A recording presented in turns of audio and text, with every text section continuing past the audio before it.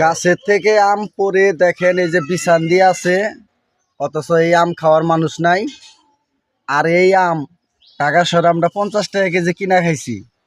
বাড়িতে আসার পরে দেখেন আমের প্রতি কোনো ফিলিংসই নাই। এই গাছের থেকে পইরা আছে, দেখেন পইরা বিছান দিয়ে আছে।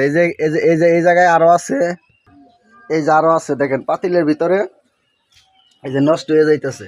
অথচ পাতিল ভরা আম, আম খাওয়ার কোনো মানুষ নাই, কেউ খাইতেছে না। এই আমগুলো এখন গরুরে দিয়ে দেওয়া হবে।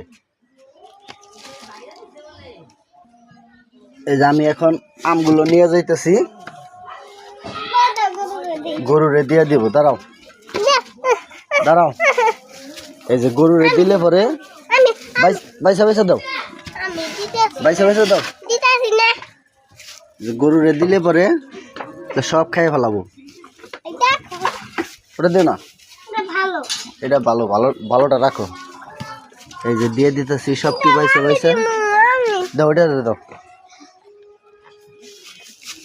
আরেকটা দেওয়া, যে দেখেন দেখেন কেমন করে খায়। এই যে গরুরে দিয়ে দিতেছি সব আম, ভালো যেগুলো আছে এগুলা রাইগা দিতেছি।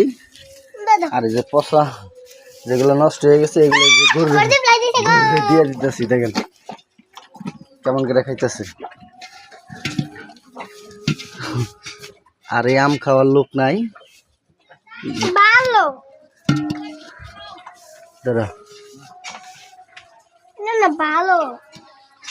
ভালো না, দিয়ে দাও। যেগুলো নষ্ট হয়ে গেছে এই যে এগুলো এখন সব গরুরে খাইয়ে ফেলাবো।